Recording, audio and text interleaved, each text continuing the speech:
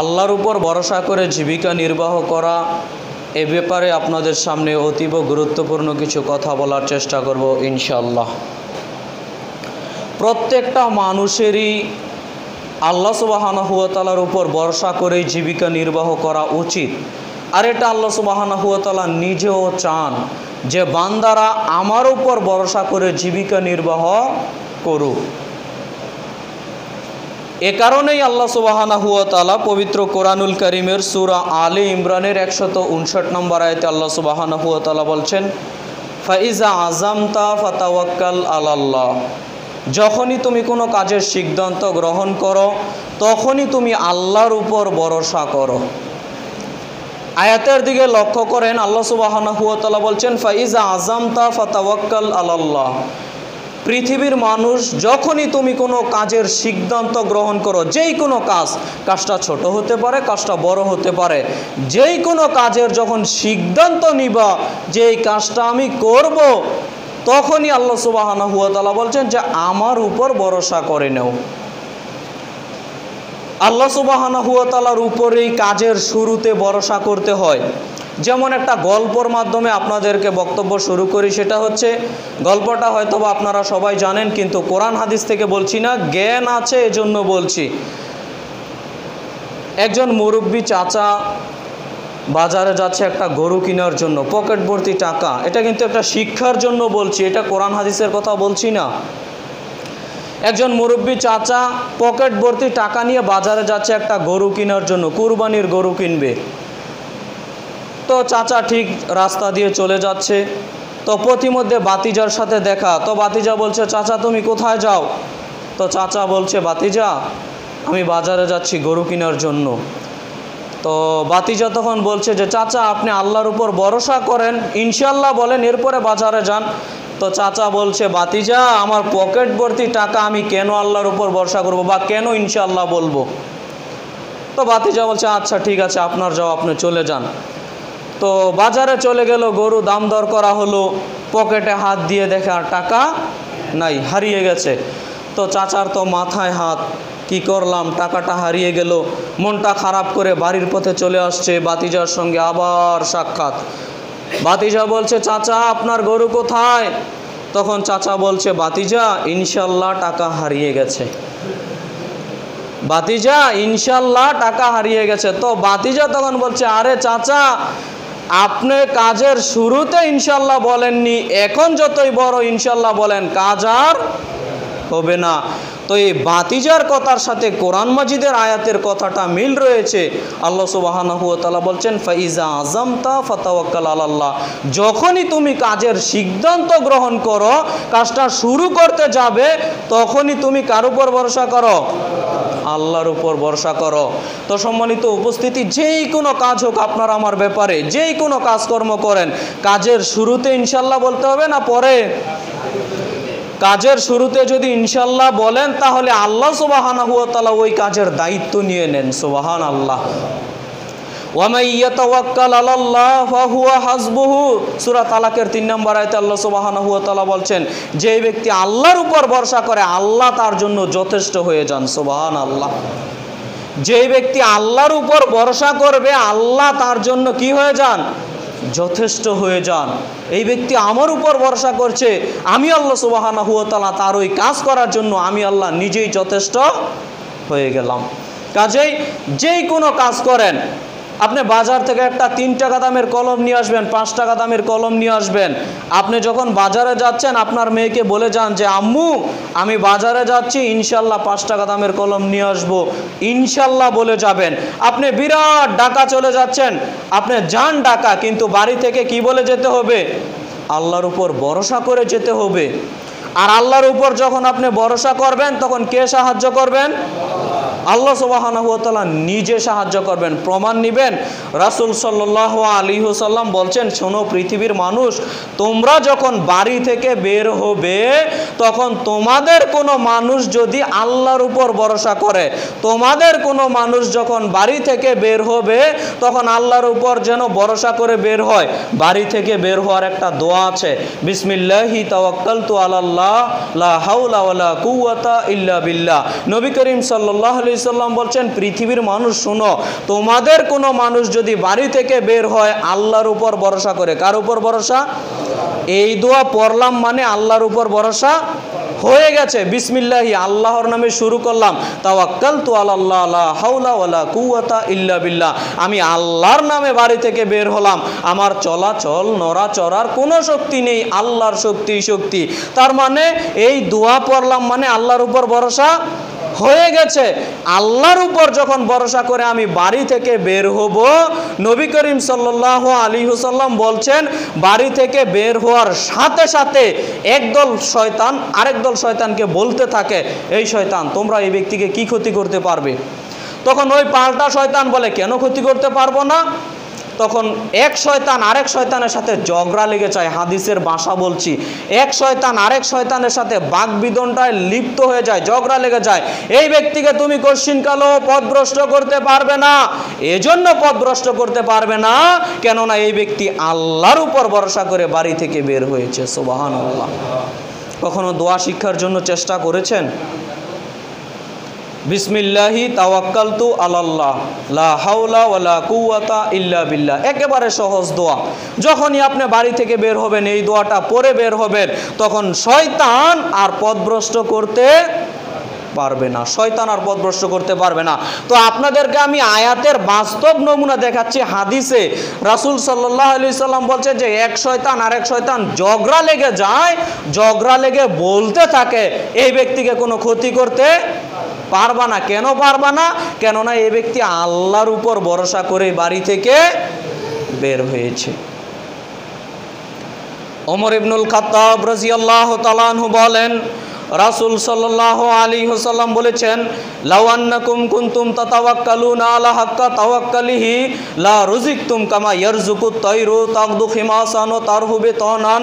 তিরমিজি গ্রন্থের হাদিস। ওমর ইবনুল খাত্তাব রাদিয়াল্লাহু তাআলা আনহু বলেন, রাসূল সাল্লাল্লাহু আলাইহি ওয়াসাল্লাম বলেছেন, তোমাদের কোনো মানুষ যদি আল্লাহর উপর ভরসা করার মতো ভরসা করতে পারে, পৃথিবীর মানুষ, তোমাদের কোনো মানুষ যদি আল্লাহর উপর ভরসা করার মতো ভরসা করতে পারে, ভরসায় পার্থক্য রয়েছে, তফাৎ রয়েছে, ভরসা কম বেশি হয়, কিন্তু নবী সাল্লাল্লাহু আলাইহি সাল্লাম বলছেন, পৃথিবীর মানুষ শুনো, তোমাদের কোনো মানুষ যদি ভরসা করার মতো ভরসা করতে পারে, তাহলে আল্লাহ সুবহানাহু ওয়া তাআলা তোমাদের রিজিক দিবেন পাখিকে যেরকম রিজিক দিয়ে থাকেন। তাকদু খিমাসান ওয়া তারহু বিতানান, পাখি যেমন সকালে খালি পেটে বের হয়ে যায়, সারা দিন কি খাবে তার জানা নেই, রাত্রিবেলাতে আসে ভরা পেটে, বাসায় ফিরে আসে রাত্রিবেলাতে, সকালবেলাতে আবার ক্ষুধা লেগে যায়। পাখির যেমন জানা নেই পরের দিন আমি কি রিজিক ভক্ষণ করব, পাখির যেরকম দুশ্চিন্তা করা লাগে না, পাখির যেরকম আমি রিজিকের ব্যবস্থা করে থাকি আমি আল্লাহ, তোমাদের কোনো মানুষ যদি আল্লাহর উপর ভরসা করার মতো ভরসা করতে পারে, পাখির যেমন দুশ্চিন্তা করা লাগে না, টেনশন করা লাগে না, আমি আল্লাহ সুবহানাহু ওয়া তাআলা তোমাদের অনুরূপ রিজিক দান করতাম। সুবহানাল্লাহ। তার মানে আপনার আমার ভরসায় ত্রুটি আছে। হাদিসের দিকে লক্ষ্য করলে বোঝা যায় আপনার আমার ভরসায় অনেক ত্রুটি। আমি তো এই ভরসা কখনো করতে পারি না যে আমি যদি কাজকর্ম না করি তাহলে আল্লাহ আমাকে রিজিক দিবেন, অসম্ভব।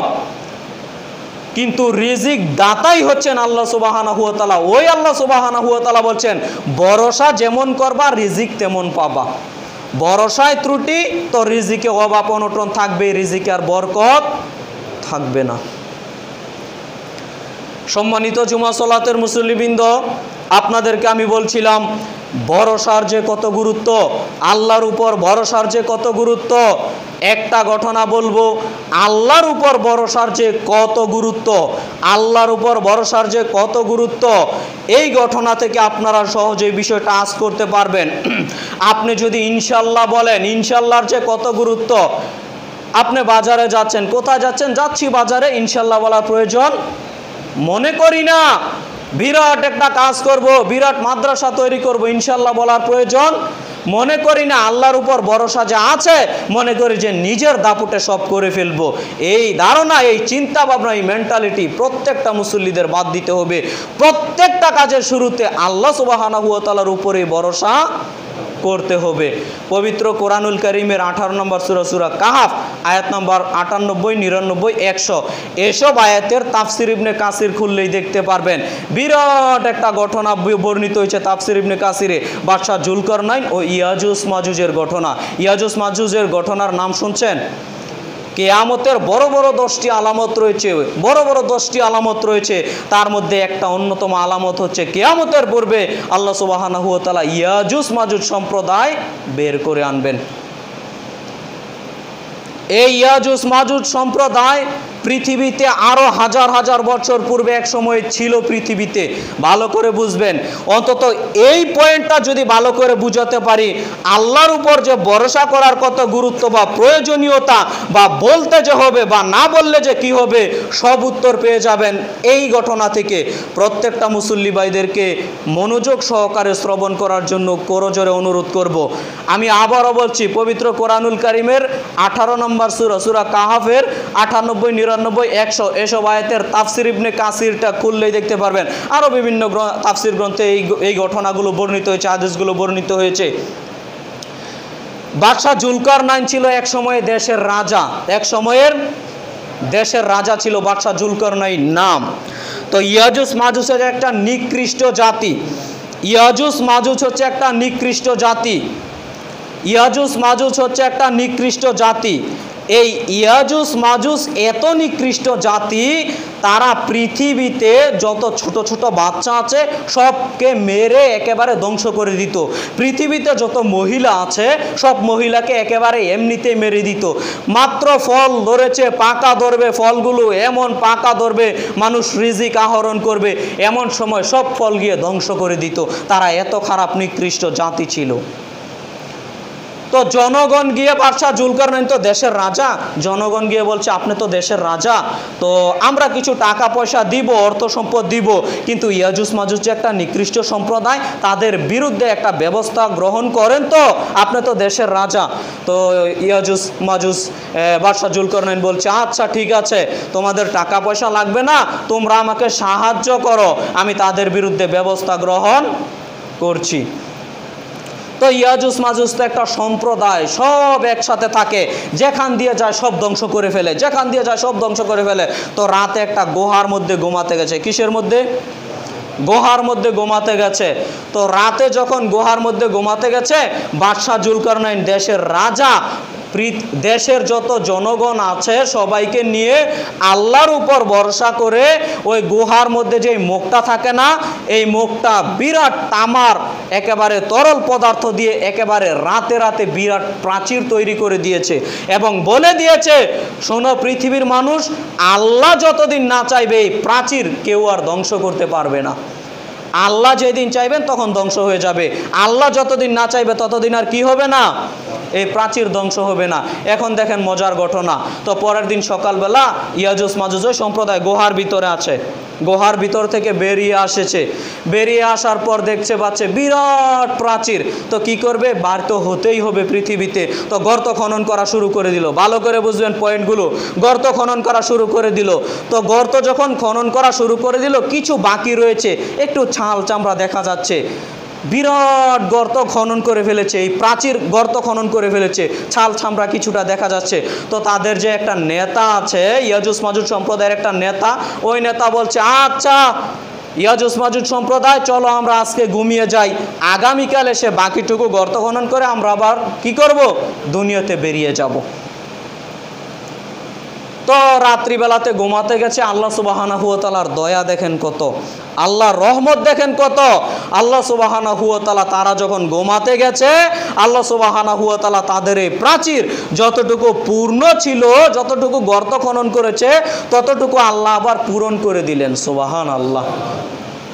তো সকালবেলা উঠে দেখছে যে প্রাচীর যতটুকু গর্ত খনন করেছিল ততটুকু আবার পূর্ণ হয়ে আছে। কথা বুঝতে পারছেন? ততটুকু আবার পূর্ণ হয়ে আছে। তো ইয়াজুজ মাজুজ সম্প্রদায়রা কি করবে, আবার গর্ত শুরু করে দিয়েছে। আবার সন্ধ্যা এসে উপনীত হয়েছে। আবার সর্দার বলছে, শোনো ইয়াজুজ মাজুজ, চলো আজকে আমরা ঘুমিয়ে পড়ি, যেহেতু সন্ধ্যা হয়ে গেছে ঘুমিয়ে পড়ি, রাত হয়ে গেছে ঘুমিয়ে পড়ি। আবার সকালবেলা বাকিটুকু গর্ত খনন করে আবার বেরিয়ে পড়ব। তো রাত্রিবেলাতে পরের দিন যখন আবার ঘুমাতে গেছে, আল্লাহর দয়া দেখেন কত, আল্লাহ আবার পূর্ণ করে দিলেন। সুবহানাল্লাহ। আল্লাহ কিন্তু পারতেন পূর্ণ না করতে, তো কি হতো, পরের দিন আবার ঠিকই দুনিয়াতে বেরিয়ে আসতো। তো আল্লাহ সুবহানাহু ওয়া তাআলার দয়া দেখেন কত, আল্লাহর উপর ভরসা করলে আল্লাহর রহমত দেখেন কত। তো এইভাবেই ঘটছে। আজকে জুমার দিন, তো আজকেও তারা গর্ত খনন করছে। হাদিসের ভাষ্য বলছি আপনার সামনে। গতকাল বৃহস্পতিবার গেছে, গতকালও এইভাবে গর্ত খনন করছে। কারা গর্ত খনন করছে? ইয়াজুজ মাজুজ সম্প্রদায়। আগামীকাল শনিবার, আগামীকালও করবে। এইভাবে প্রতিদিন গর্ত খনন করছে। আর সন্ধ্যাবেলা প্রতিদিন তাদের নেতা বলে আজকে চলো ঘুমিয়ে পড়ি, আবার আল্লাহ সুবহানাহু ওয়া তাআলা রাতে রাতে সব পূর্ণ করে দেন। সুবহানাল্লাহ। এই এখন থেকে যে কথাটা বলবো খুব ভালো করে কান সজাগ করে শুনবেন। কিয়ামতের পূর্বে যখন আল্লাহ তাদেরকে বের করতে চাইবেন, কিয়ামতের পূর্বে যখন আল্লাহ তাদেরকে বের করতে চাইবেন, ওই যে বড় বড় 10টি আলামত রয়েছে না কিয়ামতের, তো তারা তো বের হবে এক সময়, কথা বুঝতে পারছেন না? তো যেই সময় আল্লাহ বের করতে চাইবেন, ওই দিন সন্ধ্যাবেলা তাদের নেতা বলবে, শোনো আজকে তো সারাদিন গর্ত খনন করলাম, চলো আজকে রাত্রে ঘুমিয়ে যাই, আগামীকাল ইনশাল্লাহ, আগামীকাল ইনশাল্লাহ, আগামীকাল ইনশাল্লাহ বাকিটুকু গর্ত খনন করে আবার দুনিয়াতে বেরিয়ে পড়বো। এতটুকু বলবে, বলার পর আবার রাত্রিবেলাতে ঘুমিয়ে যাবে। আল্লাহ সুবহানাহু ওয়া তাআলা ওই বাকিটুকু আর পূর্ণ করবেন না, যেমনটা ছিল তেমনই রেখে দিবেন। এই বাক্যটা যদি আপনাকে আমি বুঝাতে পারি, তো আল্লাহর উপর ভরসা যে কি, এইটা হয়তো বা কিছুটা উপলব্ধি করতে পারবেন। ইয়াজুজ মাজুজ এত নিকৃষ্ট সম্প্রদায়, এই সম্প্রদায়কে সাহায্য করলেন না আল্লাহ? বুঝাতে পারিনি। প্রতি রাত্রে আল্লাহ কি করে দেন? পূরণ করে দেন। আমার বক্তব্য বুঝতে পারছেন না নাকি? প্রতি রাতে আল্লাহ কি করে দেন? পূর্ণ করে দেন। কিন্তু যখন বলেছে যা বলবে ইনশাল্লাহ আগামীকাল বাকিটুকু গর্ত খনন করে বেরিয়ে যাব, ইয়াজুজ মাজুজ নিকৃষ্ট সম্প্রদায় হয়ে কি বলল? ইনশাল্লাহ বললো, মানে আল্লাহর উপর ভরসা করলো। তাদের ইনশাল্লাহর দরুন আল্লাহ সুবহানাহু ওয়া তাআলা আর কি করবেন না? পূরণ করবেন না। তারা ঠিকই কিয়ামতের পূর্বে ওই দিন বাকিটুকু গর্ত খনন করে বেরিয়ে যাবে, আবার ফিতনা ফাসাদের যুগ চলে আসবে। কথা বুঝতে পারছেন? আপনাকে আমি এই পয়েন্টটা বোঝানোর জন্য বলে আসছি, ইয়াজুজ মাজুজ এত নিকৃষ্ট সম্প্রদায়, এত নিকৃষ্ট সম্প্রদায়, এত নিকৃষ্ট সম্প্রদায়, আল্লাহর উপর ভরসা করার কারণে আল্লাহ তাদের সাহায্য করলেন না? আল্লাহর উপর সাহায্য করলেন, আল্লাহর উপর ভরসা করার কারণে। তো আপনি আমি যদি আল্লাহর উপর ভরসা করি, আল্লাহ কি সাহায্য করবেন না? ইয়াজুজ মাজুজ কত নিকৃষ্ট জানবেন? ইয়াজুজ মাজুজ কত নিকৃষ্ট, ওই যে কিয়ামতের পূর্বে তারা বের হবে, বাকিটুকু গর্ত খনন করে বের হবে। তাদের ভিতরে এতদিন জিদ জমা ছিল, এতদিন তো শুধু মহিলাদের জবাই করতো পেলে, এতদিন তো শুধু ছোট ছোট বাচ্চাদের পেলে জবাই করতো, এতদিন তো শুধু ফল ফলাদি ধ্বংস করতো। কিয়ামতের পূর্বে যখন তারা বের হবে, নারী নয় পুরুষ নয় সবাইকে মেরে হত্যা করে দিবে। কোনো বৃত্তশালী টিকতে পারবে না, কোনো ক্ষমতাশীল মানুষ তাদের সামনে টিকতে পারবে না, তারা এত শক্তিশালী হবে। ওই সময় তো তারা শুধু নারীদের জবাই করতো, হত্যা করতো, নারী নয় পুরুষ নয় সবাই জবাই করবে। শুধু তো ছোট বাচ্চাদের জবাই করতো, মেরে ফেলে দিত। ছোট নয়, বড় নয়, বৃদ্ধ নয়, যাকে সামনে পাবে তাকে কি করে দিবে? কতল করে দিবে। কেউ টিকতে পারবে না। এটা হবে কিয়ামতের পূর্ব ঘটনা। যাকে সামনে পাবে তাকেই হত্যা করে দিবে, যাকে সামনে পাবে তাকেই হত্যা করে দিবে। কেউ তাদের সামনে টিকতে পারবে না। হাদিসে বলা হয়েছে, একটা নদীর উপর দিয়ে যদি তারা যায়, তারা সংখ্যায় এত বেশি হবে। একটা নদীর উপর দিয়ে যদি তারা যায়, তারা সংখ্যায় এত বেশি হবে, ওই নদীর পানি শুকিয়ে যাবে সব। সুবহানাল্লাহ।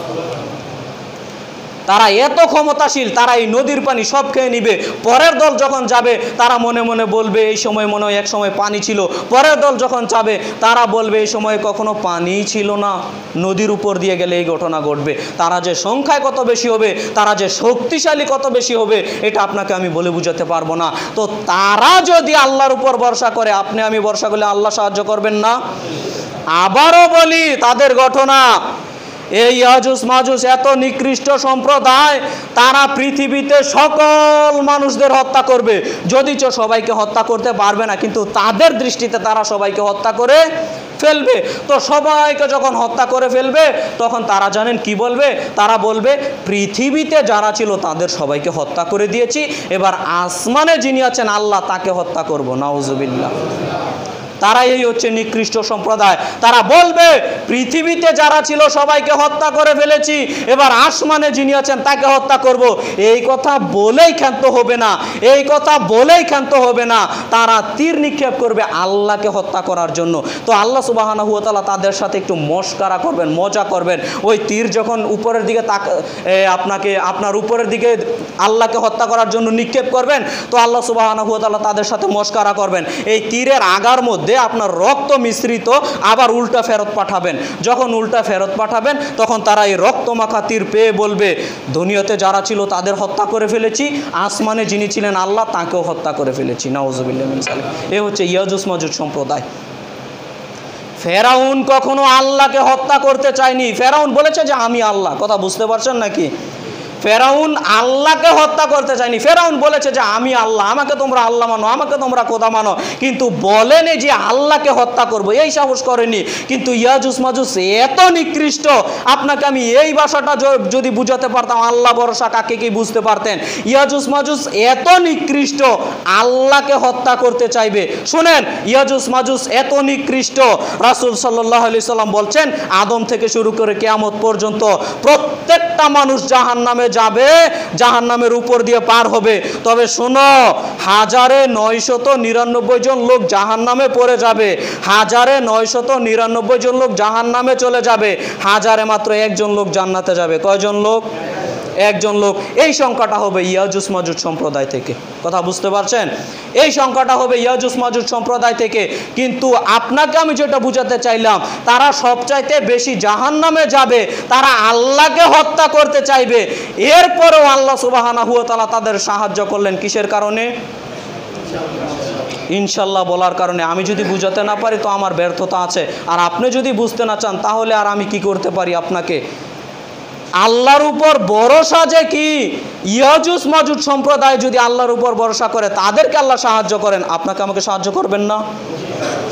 অবশ্যই আল্লাহ সাহায্য করবেন। আল্লাহ সাহায্য করার জন্য প্রস্তুত।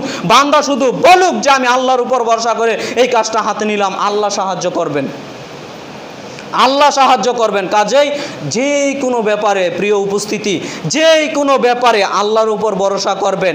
আপনি ভাবতেছেন এই বৃষ্টির দিন, অনেকে তো এরকম বৃষ্টির দিন আসলে দিনকে গালি দিয়ে বসে, দিনকে গালি দিয়ে বসে। দিনকে গালি দেওয়া হারাম, আল্লাহকে গালি দেওয়ার সমপর্যায়ে, যেটা পূর্ব একবার বলেছি, বুঝতে পারেননি।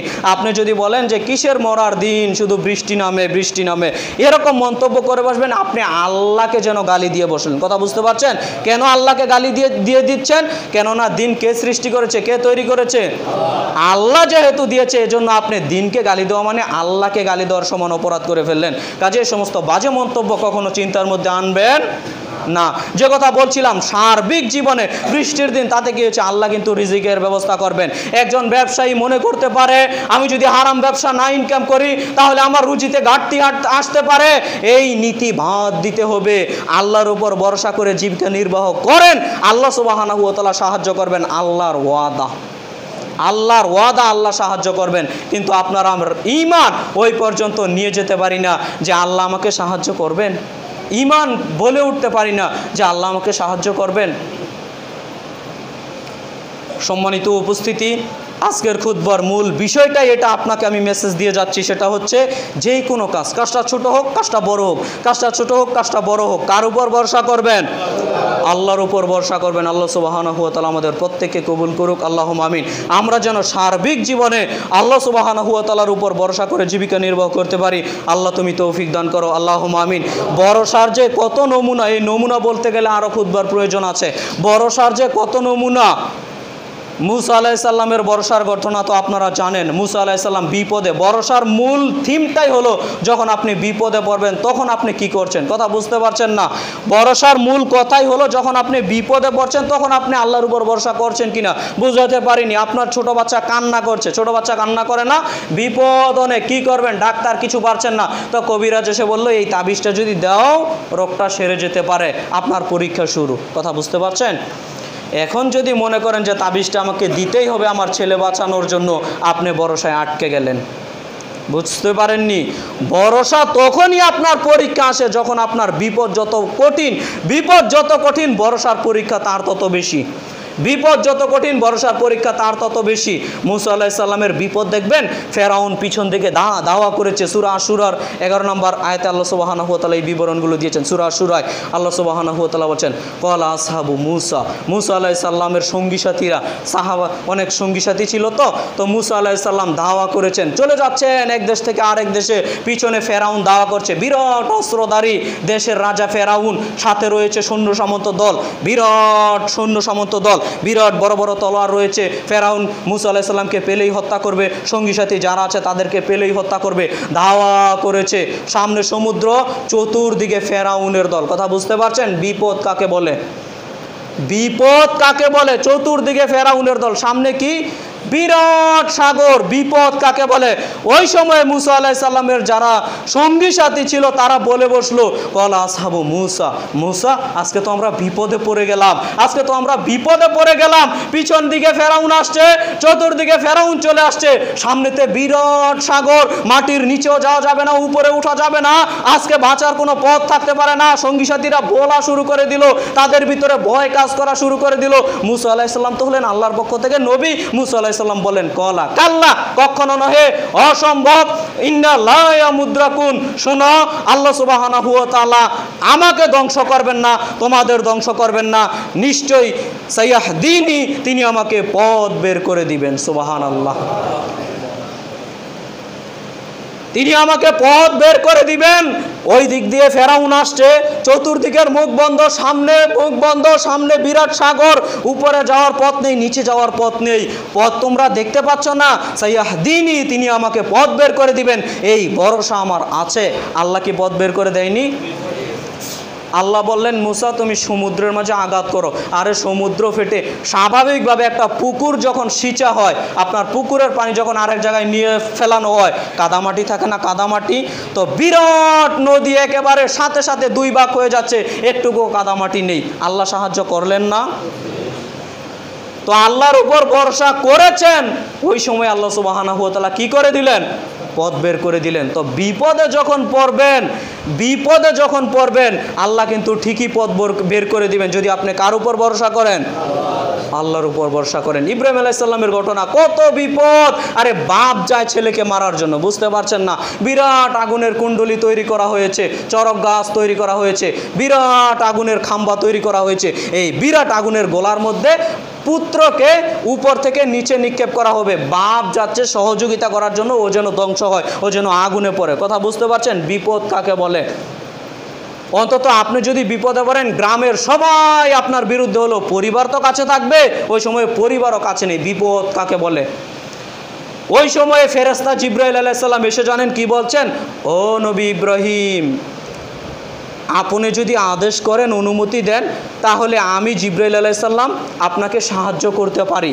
তখন ইব্রাহিম আলাইহিস সালাম জানেন কি বলছেন, হাসবুনাল্লাহ ওয়া নি'মাল ওয়াকিল ওয়া নি'মাল মাওলা ওয়া নি'মান নাসির, আল্লাহই আমার জন্য যথেষ্ট, আমার অন্য কারো সাহায্যের প্রয়োজন নেই। সুবহানাল্লাহ, আল্লাহর উপর ভরসা যে কি, আপনাকে আমি কি দিয়ে বুঝাতে পারি। ওই সময়ে চোখের সামনে দেখতে পাচ্ছে আগুন ধাঁধা ধাঁধা করে জ্বলছে, ওই সময় উপরে উঠানো হয়েছে, আগুনের নিক্ষেপ করা হবে। ওই সময় ফেরেশতা জিবরাইল আলাইহিস সালাম বলছেন, আপনি সাহায্য চাইলেই সাহায্য করতে পারি, নিচে যারা আছে একেবারে তুলা করে দিবে, সব ধ্বংস করে দিব, আপনি শুধু সাহায্য চান। ওই সময় বলছে, হাসবুনাল্লাহ ওয়া নি'মাল ওয়াকিল ওয়া নি'মাল মাওলা ওয়া নি'মান নাসির, আমার মাওলা, আমার আল্লাহই আমার জন্য যথেষ্ট, আর কারো সাহায্যের প্রয়োজন নেই। আল্লাহ সাহায্য করলেন না? শুধু ঘটনা বলবো, পরিস্থিতি বুঝার চেষ্টা করিয়েন, পরিস্থিতি যে কেমন ছিল বুঝার চেষ্টা করিয়েন। ওই সময় ইব্রাহিম আলাইহিস সালাম আল্লাহর উপর ভরসা করলেন, অন্য কারো উপর ভরসা করলেন না, অন্য কারো উপর ভরসা করলেন না। আল্লাহ রক্ষা করেনি। আল্লাহ বলেন, আগুন তুমি ঠান্ডা শীতল হয়ে যাও, ইব্রাহিমের জন্য আরামদায়ক হয়ে যাও, ইব্রাহিমকে কোনো কষ্ট দিও না। একেবারে আল্লাহর কথা শুনতে মানতে বাধ্য আগুন। ইব্রাহিমের সামান্য পরিমাণে একটা পশমও পুড়ে যায়, তো আল্লাহর উপর ভরসা করলে এই নমুনা যদি দেখা যায়, কত দেখাতে পারবো বেহিসাব। আমাদের নবী মুহাম্মদ সাল্লাল্লাহু আলাইহি সাল্লামের আল্লাহ ভরসা দেখি আলোচনা শেষ করে দিব। আমাদের নবী মুহাম্মদ সাল্লাল্লাহু আলাইহি সাল্লামের আল্লাহ ভরসা দেখেন, আল্লাহর উপর ভরসা কাকে বলে। প্রত্যেকটা নবী রাসূলগণ এরকম বিপদের সম্মুখীন হয়েছে, তো সব তো আর বলার সময় নেই। আমাদের নবী মুহাম্মদ সাল্লাল্লাহু আলাইহি সাল্লামের বিপদের কথাটা বলি। আবু বকর সিদ্দিক রাদিয়াল্লাহু তাআলা আনহু বলেন, বুখারী মুসলিম গ্রন্থের হাদিস, রাসূল সাল্লাল্লাহু আলাইহি সাল্লাম এবং আমি আবু বকর সিদ্দিক চলে যাচ্ছি দেশ ত্যাগ করে, একটা গুহার মধ্যে লুকিয়েছি, শত্রুরা আমাদেরকে খুঁজছে, পেলে আমাদের হত্যা করবে। আমি আবু বকর সিদ্দিক এবং নবী করিম সাল্লাল্লাহু আলাইহি সাল্লাম নিচে গুহার মধ্যে তাকিয়ে রয়েছি। আমি আবু বকর সিদ্দিক এবং নবী মুহাম্মদ সাল্লাল্লাহু আলাইহি সাল্লাম গুহার মধ্যে বসে আছি, আর উপর দিয়ে কাফের সৈন্য বেঈমান মুশরিকরা আমাদেরকে খুঁজছে, তারা করছে। কোথায় নবী সাল্লাল্লাহু আলাইহি সাল্লাম, কোথায় আবু বকর সিদ্দিক, পেলে তাদের কি করবে? হত্যা করবে। ওই হিজরতের সময়, কথা বুঝতে পারছেন? হিজরত করছে, মক্কা থেকে মদিনায় চলে যাচ্ছে, তো কাফেররা তো খুঁজছে কোথায় নবী সাল্লাল্লাহু আলাইহি সাল্লাম পালিয়ে গেল। তো ওই সময় আবু বকর সিদ্দিক বলছেন, আল্লাহর নবী, এখন যদি কাফেররা তাদের পায়ের দিকে লক্ষ্য করে না, তাহলেই তো আমাদের দেখে নিবে। ওই গুহার উপরের মুখটা খোলা, কিন্তু কাফেররা উপর দিয়ে চলছে, আমরা তো গুহার মধ্যে আছি। তো আবু বকর সিদ্দিক বলছেন, ইয়া রাসূলুল্লাহ, এখন যদি কাফেররা তাদের পায়ের দিকে লক্ষ্য করে, বুঝতে পারছে না, চতুর্দিকে খুঁজছে কোথায় আল্লাহ রাসূল, কোথায় আবু বকর, তো তারা যদি পায়ের দিকে লক্ষ্য করে তাহলেই তো আমাদের দেখে নিবে, আর দেখে নিলে কি হবে? একেবারে হত্যা করে দিবে, রেহাই আর নেই, রেহাই, হত্যা করে দিবে। আবু বকর সিদ্দিক রাদিয়াল্লাহু তাআলা আনহু একটু ভীত সন্ত্রস্ত হয়ে গেলেন। তো আবু বকর সিদ্দিক বলছেন, আল্লাহর নবী, এখন তো দেখতে পেলেই আপনাকে আমাকে মেরে নিবে।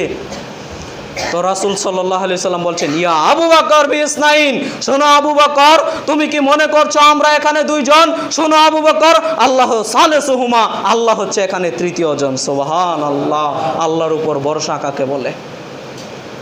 তুমি কি মনে করছো আমরা গুহার মধ্যে দুইজন? আল্লাহ সালেসুহুমা, আল্লাহ হচ্ছে তৃতীয় জন। তবে আল্লাহ তাদের সাথে রয়েছেন এ কথা নয়, আল্লাহর দয়া মায়া, আল্লাহর রহমত তাদের সাথে রয়েছে। তুমি আবু বকর মনে করছো তারা দেখে নিবে? তারা দেখবে না। কেন? আল্লাহ আমাদের সাথে আছেন, আল্লাহর দয়া আমাদের সাথে রয়েছে। তাদের ভরসা দেখেন কেমন ছিল, ভরসা দেখেন কেমন ছিল। আর আপনার আমার সামান্য বিপদ, কিন্তু ধৈর্য হারিয়ে ফেলি, ধৈর্য নিয়ে টিকতে পারি না। অসুস্থ হয়েছেন, তাবিজ গলায় দিতেই হবে, ছোট বাচ্চাদের তাবিজ দিতেই হবে, না হলে যেন বাচ্চা মারা যাবে। আরে বাচ্চা মারা যাক, আমার সাথে একজন শাইখের পরিচিত আছে, তার বাচ্চা অনেক অসুস্থ রয়েছে, তো বলছে যে তাবিজটা দেন। ও বলছে, আমার বাচ্চা যদি আমার চোখের সামনে গড়াগড়ি করে মরে যায়, এরপরও আমি তাবিজ দেব না। আপনি কি মনে করছেন তার মায়া নেই? মনে করছেন নাকি মায়া নেই? মায়া আছে, কিন্তু হারাম দিয়ে চিকিৎসা করাতে হবে, এই চিন্তা ভাবনা আমার মধ্যে নেই। আর এখন তো আরেক সিচুয়েশন হয়ে রয়েছে, তাবিজকে হালাল করার জন্য এক শ্রেণীর হুজুরও কাজ করছে বর্তমান দেশে। তাবিজকে হালাল করার জন্য এক শ্রেণীর হুজুরও কাজ করে চলছে। কেন কাজ করে যাচ্ছে? ওই হুজুর যখন তাবিজটা দিবে, 500 টাকা, 1000 টাকা, 2000 টাকা হাদিয়া পাবে, হাদিয়াটা বন্ধ হয়ে যাবে। তো ওই কথা আর বলতে যাচ্ছি না, আপনাকে আমি বলতে যাচ্ছি, আপনি যদি তাবিজ দেন, তাবিজ দেওয়ার মাধ্যমে আপনি মুশরিক হয়ে যেতে পারেন। বুঝতে পারছেন? আপনি যদি তাবিজ দিলেন আর মনে করেন এই তাবিজই আমার রোগ সারাবে, এই তাবিজই আমার রোগ রক্ষা করবে, রোগ সারিয়ে তুলবে, তো আপনি সাথে সাথে মুশরিক হয়ে যাবেন। কথা বুঝতে পারছেন? আর যদি মনে করেন যে তাবিজ দিলাম কিন্তু রোগ সারানোর মালিক হচ্ছে আল্লাহ, তাবিজ দিলাম কিন্তু রোগ সারানোর মালিক হচ্ছে আল্লাহ, তাহলে আপনি শিরিক করলেন, শিরিকে আসগার করলেন, ছোট শিরিক করলেন। এখন আপনার যত আমল রয়েছে সব আমল ধ্বংস হয়ে যাবে, কিন্তু আপনার ঈমানটা থাকবে। কথা বুঝতে পারছেন? শিরিক দুই ধরনের, শিরিক 3 ধরনের রয়েছে, ওই গুপ্ত শিরিক বাদ, ছোট শিরিক, বড় শিরিক। বড় শিরিকের কারণে মানুষের ঈমান হারিয়ে যায়। কি হারিয়ে যায়? ঈমান হারিয়ে যায়। তাবিজ দিলেন, এখন যদি মনে করেন তাবিজে রোগ সারাইয়ে দিবে, তো আপনি কি করলেন? মুশরিক হয়ে যাবেন, বড় শিরিকের সাথে জড়িত হয়ে গেলেন। আর যদি মনে করেন তাবিজ দিলাম কিন্তু রোগ সারানোর মালিক আল্লাহ, এই তাবিজ দেওয়ার কারণে আপনি শিরিক করলেন। কেন? রাসূল সাল্লাল্লাহু আলাইহি সাল্লামের অসংখ্য হাদিস রয়েছে, মান তাআল্লাকা তামিমা ফাকাদ আশরাকা, যে ব্যক্তি তাবিজ ব্যবহার করলো ওই ব্যক্তি শিরক করলো। সম্মানিত উপস্থিতি, যে কথা বলতে চাচ্ছিলাম, আল্লাহর উপর ভরসা করবেন, কিন্তু ছোট বাচ্চাদের তাবিজ দিয়ে দিচ্ছেন, আল্লাহর উপর ভরসা আছে না নাই? দূরে চলে যাবে আল্লাহ ভরসা। সার্বিক জীবনে আল্লাহর উপর ভরসা করার চেষ্টা করবেন। আল্লাহ সুবহানাহু ওয়া তাআলা আমাদের তৌফিক দান করুক। আল্লাহুম্মা আমিন। আল্লাহ, তুমি বড় দয়াবান, তুমি বড় রহমান। আমরা